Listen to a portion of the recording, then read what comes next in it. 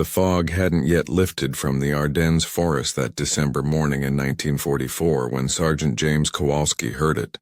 A deep, guttural roar that made the frozen ground tremble beneath his boots. Through the mist emerged what looked like a moving fortress. Germany's Panzerkampfwagen 6 Ausf B, better known as the King Tiger.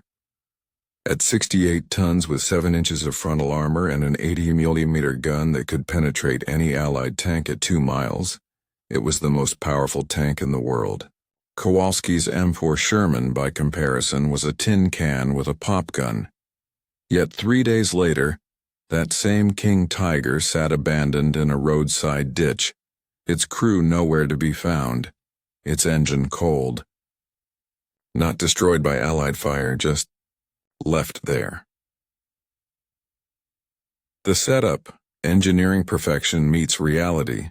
The Panzerkampfwagen Tiger II represented the pinnacle of German engineering philosophy. When American tank crews first encountered intelligence reports about this behemoth in mid-1944, the specifications seemed almost fictional. The King Tiger's frontal armor was 150 mm thick at optimal angles, so thick that the standard American 75mm Sherman gun literally couldn't penetrate it from any practical combat range. The German 88mm KWK 43L71 gun could destroy a Sherman at 3,500 yards, while the Sherman had to close to within 300 yards and pray for a lucky shot at the rear armor. American commanders braced for a massacre. Tank versus tank warfare had always favored the better armored, harder-hitting vehicle. The Germans had seemingly created an unstoppable weapon that rendered Allied armor obsolete. When Operation Wacht am Rhein, the Battle of the Bulge, began on December 16, 1944, American intelligence confirmed that elite SS Panzer divisions equipped with King Tigers were spearheading the assault. The expected disaster never materialized. The revelation: when perfection becomes a prison, what American forces discovered over those brutal winter weeks fundamentally challenged their understanding of armored warfare. The King Tiger wasn't defeated by superior Allied tanks. It was defeated by arithmetic, geography, and its own engineering excellence. The revelation came in 3 cruel numbers: 68 tons, 8 miles per gallon, and 11.9 pounds per square inch. That 68-ton weight, necessary to carry that magnificent armor, created a tank that broke through bridges rated for 40 tons. The Maybach HL230 P30 engine, already underpowered for the vehicle's mass, guzzled fuel so voraciously that the King Tiger's operational range was barely 75 miles on roads, and less than 50 miles cross-country. Its ground pressure of 11.9 psi meant it sank into mud, snow, and soft ground that lighter Allied tanks traversed easily. Lieutenant Colonel William Sanger's after-action report from the 2nd Armored Division tells the story. Encountered 4 Tiger IIs near Manhay. Avoided direct engagement, destroyed 1 with air support, 2 abandoned due to mechanical failure, 4th out of fuel, crew surrendered without fight. Not 1 destroyed by tank versus tank combat. Historical context: the mathematics of mobility. During the Battle of the Bulge, Germany committed approximately 45-50 King Tigers to the offensive. By January 1945, American forces had cataloged the fate of these unstoppable weapons. Roughly 60% were abandoned or destroyed by their own crews due to mechanical breakdown, fuel shortage, or immobilization. Less than 20% were actually knocked out by enemy fire. The German 501st Heavy Panzer Battalion's experience was typical. Starting with 18 operational King Tigers on December 16th, they penetrated deep into American lines near St. Vith. By December 22nd, only 4 remained operational, not because of combat losses, but because the retreating Americans had blown bridges behind them, stranding the massive tanks. The King Tigers literally couldn't follow their own success. The Henschel-designed final drive and transmission, already marginal for the tank's weight, failed catastrophically under combat stress. The Germans knew this. Official reliability estimates gave the King Tiger a mere 50% chance of completing a 150-kilometer road march without mechanical failure. In the Ardennes' icy December conditions, with narrow forest roads and limited fuel supplies, this became a death sentence. Meanwhile, American M4 Shermans, derided as Ronsons, cigarette lighters, for their supposed tendency to burn, proved their actual value. With ground pressure of only 13.6 psi despite weighing 33 tons, they maneuvered through terrain that immobilized King Tigers. Their 100-mile operational range and commonality with standard truck parts meant broken Shermans were repaired in hours.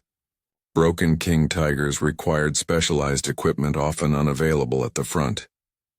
The impact. Rethinking military power. The King Tiger's failure represented more than one weapon's shortcomings. It exposed a fundamental flaw in German military philosophy. While Germany spent 800,000 man-hours building a single King Tiger, America produced 5 Shermans in the same time. Those 5 Shermans could be in 5 places simultaneously, be repaired by standard mechanics, run on readily available fuel, and cross bridges their enemy had to avoid post-war analysis by the U.S. Army's ballistics research laboratory concluded that the King Tiger's combat effectiveness was roughly 40% of the theoretically inferior M4 Sherman when all factors reliability, logistics, operational availability, and battlefield mobility were considered. The report's dry conclusion revolutionized post-war tank design. Superiority in battlefield systems derives not from maximum capability in single parameters, but from optimized balance across all operational requirements. Modern main battle tanks reflect this lesson. The American M1 Abrams weighs 60 tons but uses a 1,500 horsepower gas turbine, nearly triple the King Tiger's power-to-weight ratio. The German Leopard 2 prioritizes operational range and reliability alongside firepower. No modern military has attempted to replicate the King Tiger's philosophy of maximum armor and firepower regardless of operational cost. At the abandoned King Tigers dotting the Ardennes landscape that winter of 1944-45 stood as 68-ton monuments to a brutal truth. In war, the perfect can be the enemy of the good enough. The Americans were indeed stunned by the King Tiger, just not in the way anyone expected. Soviet soldiers couldn't believe why American spam was more valuable than ammunition. The rail yard at Murmansk was chaos incarnate in the frozen dawn of February 1943. Captain Dmitry Volkov watched American Liberty ships being unloaded with practiced efficiency. Crates of M4 Sherman tanks, P-39 era Cobra fighters, and thousands of trucks stamped with the GMC logo. But what stopped him cold wasn't the weapons. It was watching his own men, battle-hardened veterans of Stalingrad, nearly come to blows over rectangular blue and yellow tins that read, "Spam," spiced ham. 1 tin of this mystery meat was trading for a full bottle of vodka. 2 tins could buy a German Luger pistol. A case of 12? That was worth a month's wages. Volkov had seen men fight to the death over ammunition and water. But canned American pork shoulder? It made no sense. Until he understood what was actually inside those tins. The setup. The protein crisis nobody talks about. While historians focus on tanks and planes, the Soviet Union faced an existential crisis that threatened to collapse their war effort from within. Catastrophic protein starvation. By 1942, the German occupation of Ukraine and Belarus had severed the USSR from territories that produced 40% of their grain and 84% of their sugar. More critically, they'd lost access to the agricultural heartland that fed their livestock. Soviet meat production collapsed from 4.7 million tons in 1940 to barely 1.8 million tons in 1942. The average Red Army soldier's official daily ration included 150 grams of meat, about 5 ounces. In reality, frontline troops often received nothing but black bread, cabbage soup, and kasha, buckwheat porridge, for weeks at a time. Men were fighting and dying with daily protein intake below 30 grams, less than half the minimum for basic survival under combat stress. The American Lend-Lease program is famous for sending 400,000 trucks and 12,000 tanks. What gets forgotten are the 610,000 tons of sugar, 600 tons of canned meat, and 782,000 tons of other food products. Among these shipments, Spam, Hormel's spiced ham product, became the most concentrated protein source available. Each 12-ounce tin contained 1,080 calories and 42 grams of protein. It was shelf-stable for years, required no refrigeration, survived Arctic winters and summer heat, and could be eaten cold straight from the tin or cooked into dozens of dishes. To a Soviet logistics officer trying to feed millions of soldiers across thousands of miles of destroyed rail lines, Spam was more valuable than gold. The revelation, the tin that won the Eastern Front. What American officials didn't anticipate was that Spam would become the unofficial currency of the Red Army. Soviet frontline diaries and memoirs reveal an entire shadow economy built around these tins.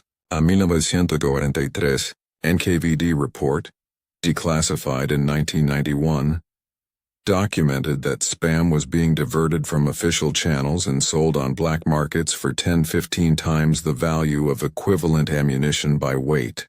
The reason was simple. You couldn't eat bullets, but you could fight on Spam. Marshal Georgy Zhukov himself admitted in his 1963 memoirs, "Without Spam, we wouldn't have been able to feed our army. We had lost our most fertile lands. If the Americans had not helped us, we would not have had enough bread, enough food." Nikita Khrushchev was more direct.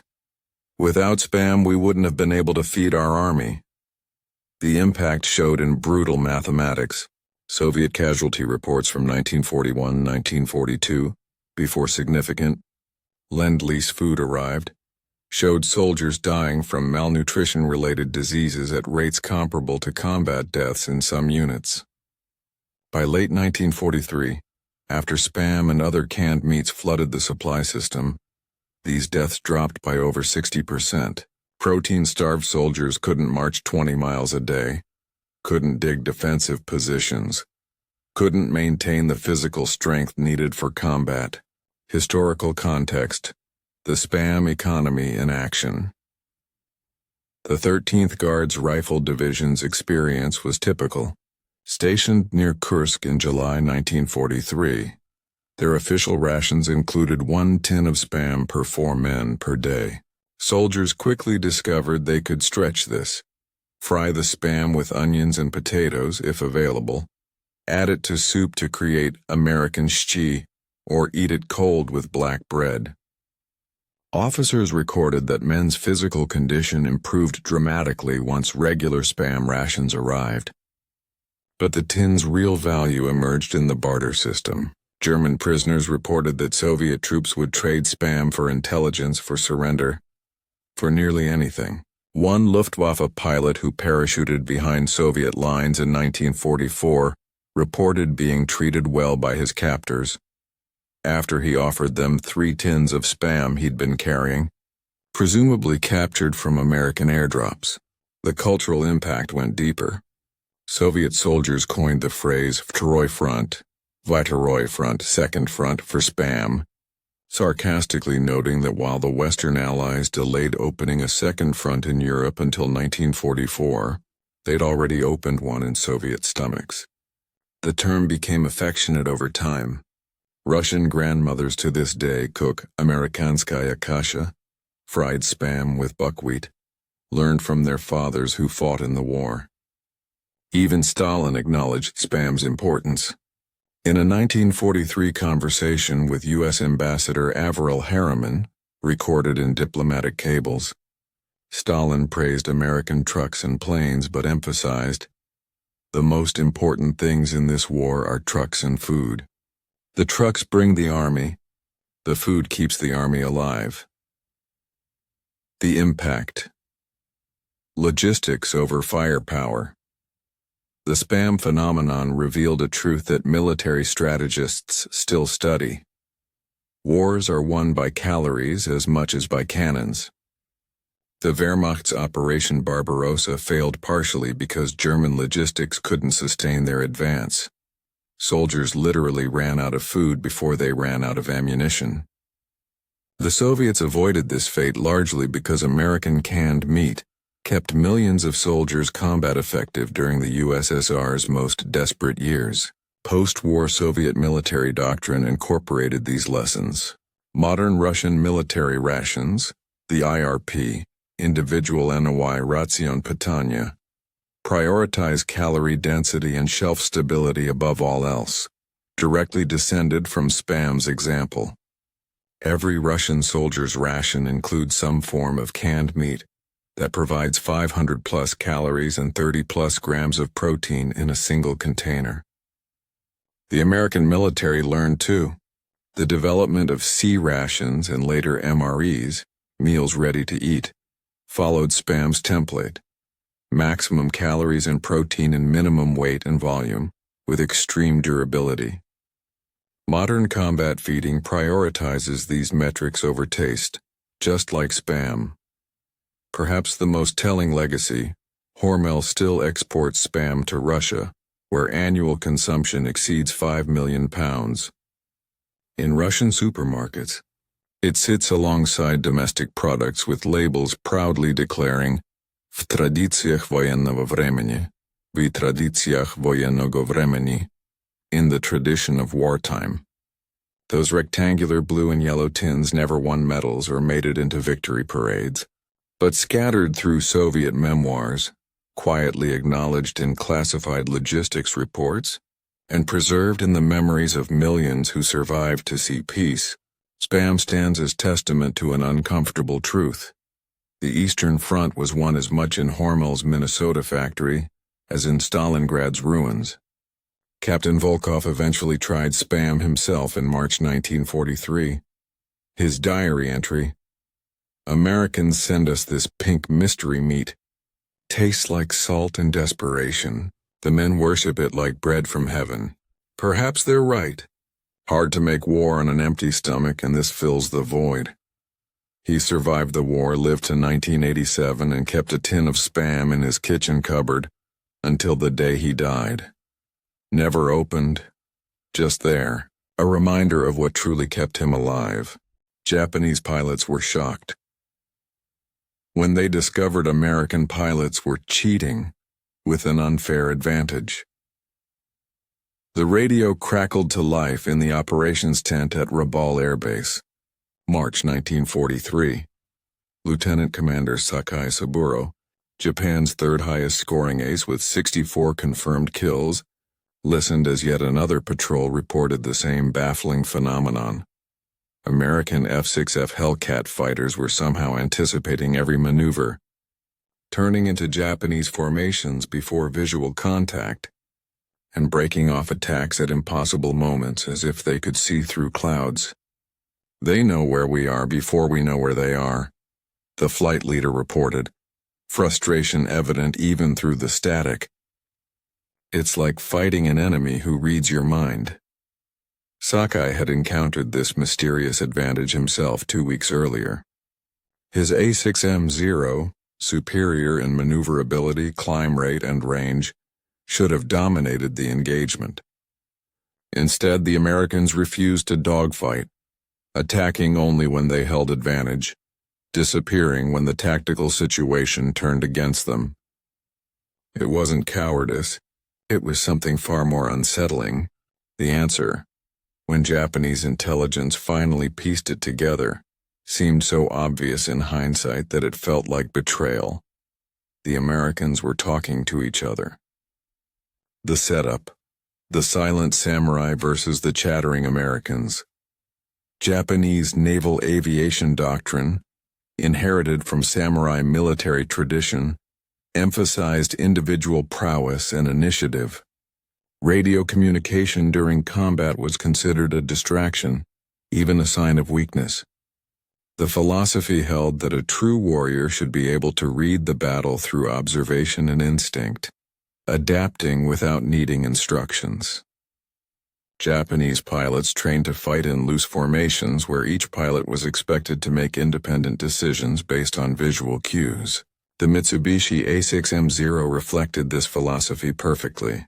Early models, A6M2, had primitive radio equipment that was unreliable at best. Many pilots simply turned their radios off to save weight and reduce distractions. When they did communicate, it was typically brief commands from formation leaders. Attack, break, return to base. The idea of constant chatter during combat was considered unmilitary, inefficient, and unworthy of warriors. American pilots, by contrast, never stopped talking. The standard VHF radio set in an F6F Hellcat or F4U Corsair wasn't just equipment. It was the central nervous system of American tactical doctrine. Pilots maintained constant communication, reporting enemy positions, coordinating attacks, calling out threats, updating fuel and ammunition status.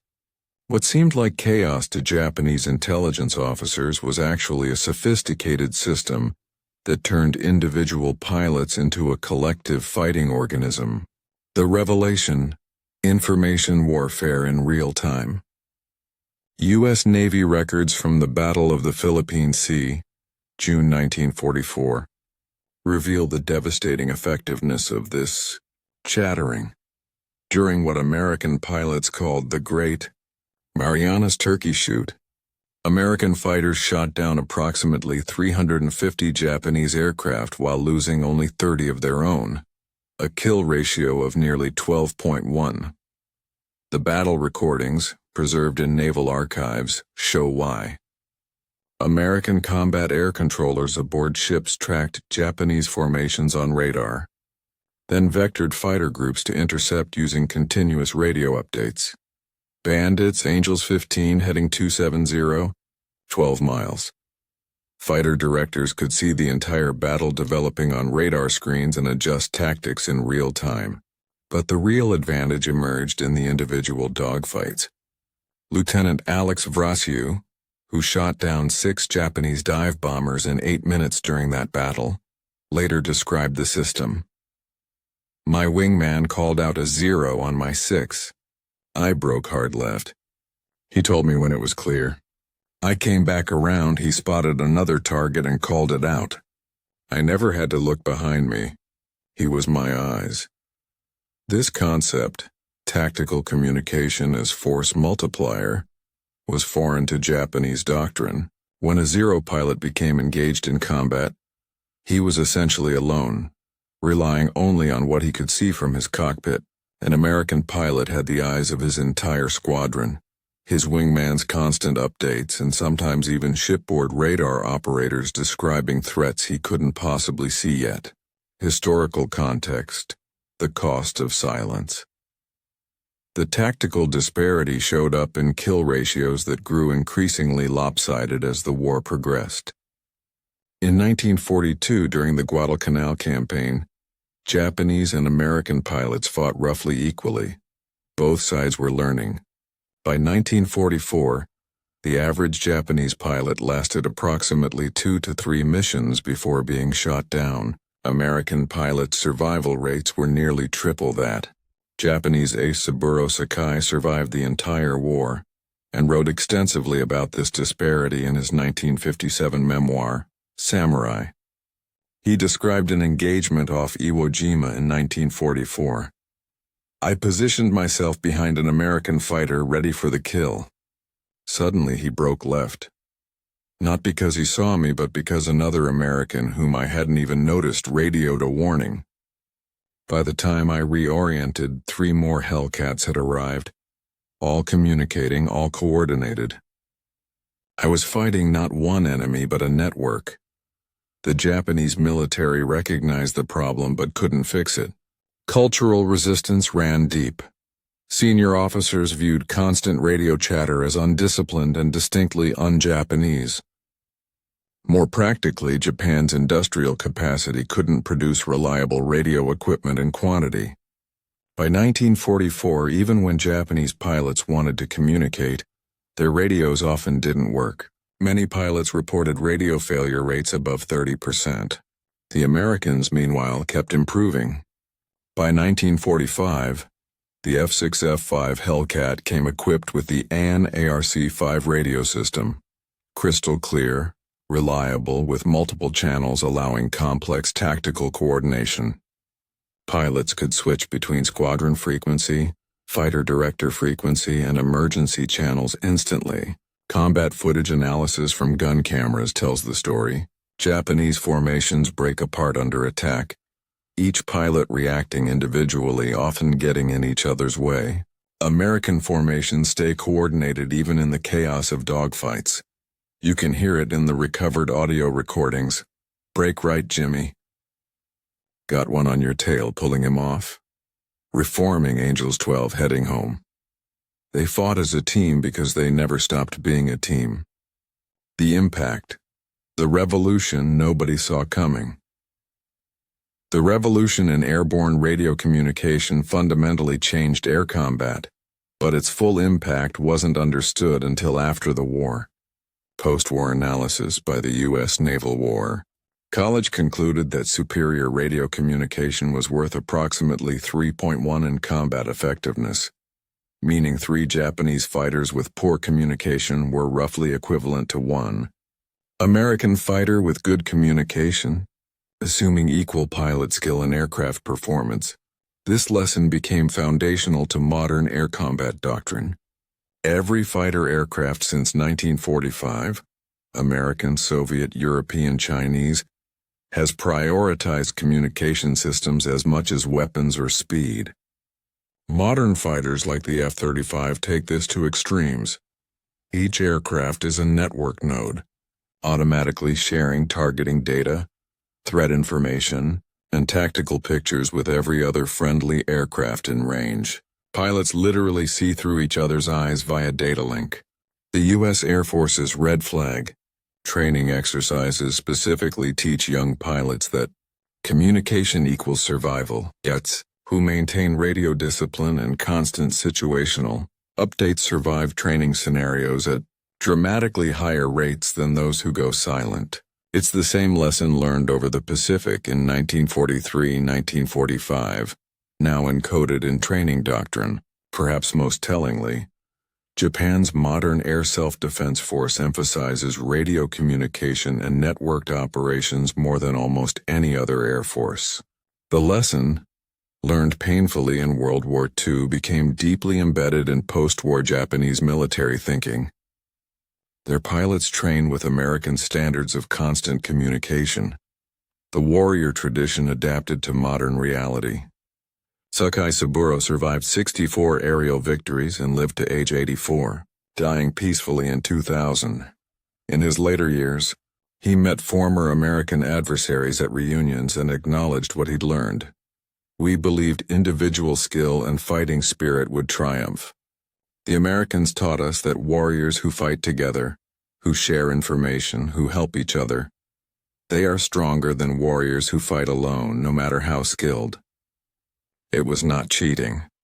It was wisdom we lacked. Those chattering American pilots weren't breaking the rules, they were writing new ones.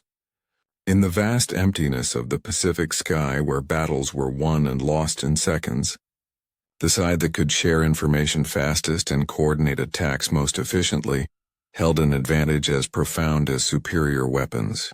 The Japanese discovered, too late, that modern war isn't won by silent samurai but by warriors who never stop talking.